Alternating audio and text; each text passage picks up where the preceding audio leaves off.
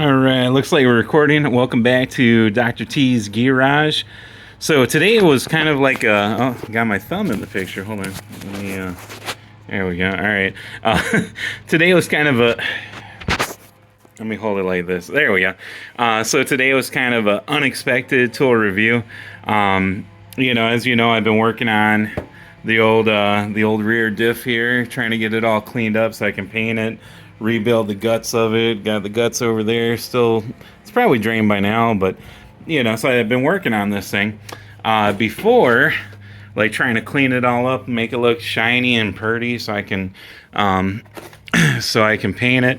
Before, I was using the old handy dandy DeWalt cordless drill, put a wire wheel on there. And then I was like, this is doing it pretty good, but, there's probably something out there that's even gooder. So over at Harbor Freight, bought this pack here, bunch of different wire wheels. Got the little cup kind, got the spin around, really jack everything up kind. And they throw in a brush and a couple of adapters that I haven't had to use yet.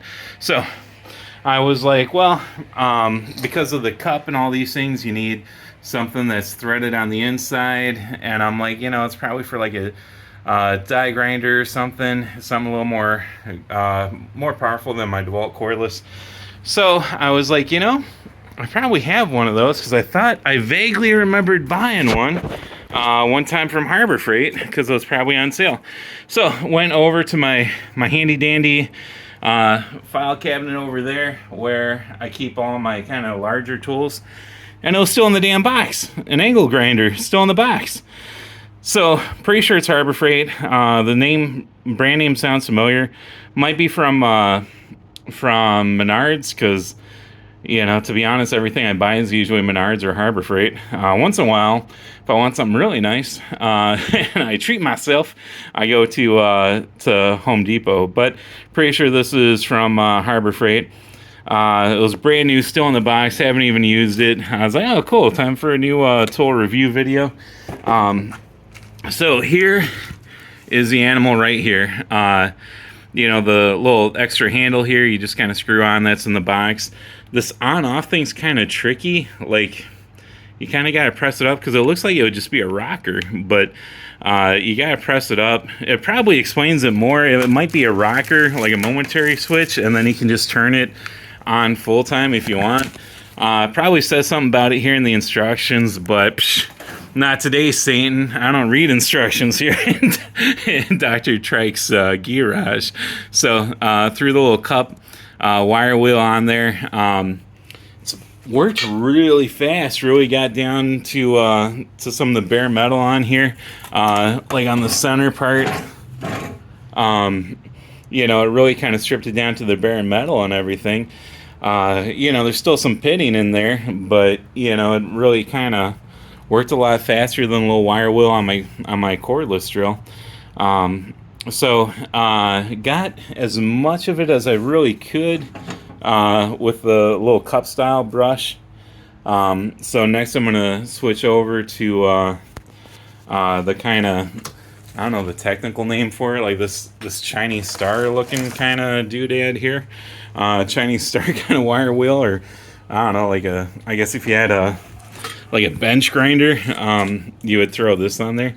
So as soon as this bad boy cools down, this one here, as soon as it kind of cools down a little bit, because I really been kind of hitting it hard for probably 10-15 minutes, I'll throw this Chinese star looking one on there. As a tool itself, really good. Like, it seems to have pretty good power. Really kind of, you gotta be careful, because it's almost like it's kind of grinding it, because there's a lot of sparks. And you know how when you're doing welding, sometimes you can smell some kind of like burning metal. You had a little bit of that going on, so you gotta be kind of careful around it. It has a lot of power. Like, my hand's still kind of vibrating from using this thing for 10 minutes. So, a couple of times I've had to kind of hold on to this extra handle here. A couple of times I had to double hand it, because it has some good power to it.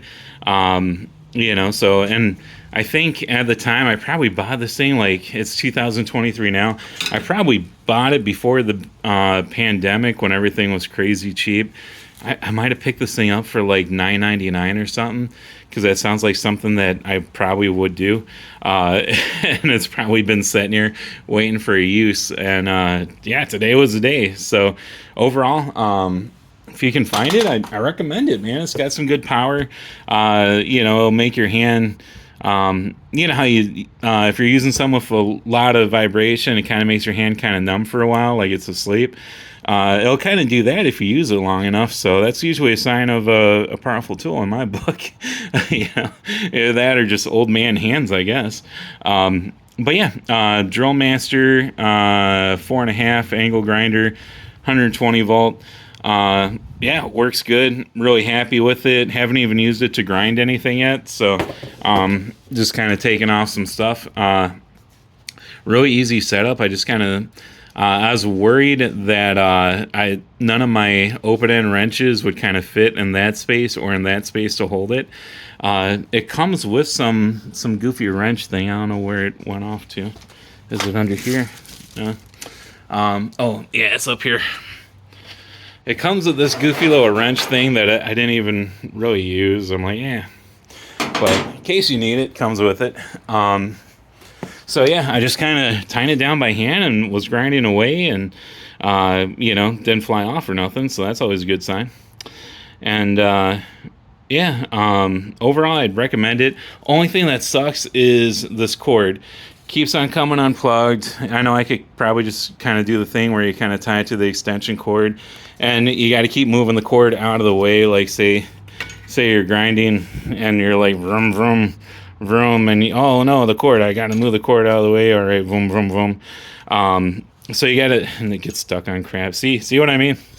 The cord kind of sucks. I think I got kind of spoiled and bougie because I've had all these like fancy DeWalt cordless ones lately to where I haven't had to worry about a cord. But for something like this where, I might not need an angle grinder for a while, and this thing, like, little Harbor Freight, probably $10 or $15 part, and it seems to have a lot of power. So I'm like, man, what would happen if I spent like, a couple $100 getting the DeWalt cordless one, because it'd probably be even more power. So it might be overkill. It might be burning through some of the metal or something. So, definitely good. Kind of gets the job done. Only drawback, like I said, was the cord, but not a deal breaker, I'd say. So yeah, I'd say if you can. I don't even know if they still make it, because this has probably been in the garage for years. If you can, go get one of these, because it's well worth it. And as you can see, we're making some good progress. I don't know if I'm going to get this thing painted this weekend. It'd be kind of nice, but definitely making some good progress on that. And we'll get it painted, kind of slapped back together. There's still some old gasket material I got to take off of there that I kind of been ignoring, but I'll get that taken off. Right now I'm just doing the fun stuff, grinding. And yeah, we'll get this thing put back together, and one day we'll get it thrown back into the Ranchero, which has kind of just become a workbench at this point. But one day it'll be a running, really badass car. Also, word of note, this thing will throw some sparks. Some pretty good sparks, so make sure you wear eye protection.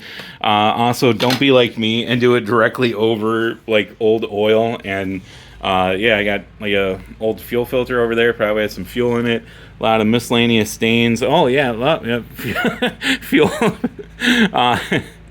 Gas tank right there. Yeah, you probably don't be like me and do this like right next to some that's bug spray. There's the mineral spirits. Yeah, don't do it right next to some mineral spirits. Lots of random chemicals around here that are probably all flammable.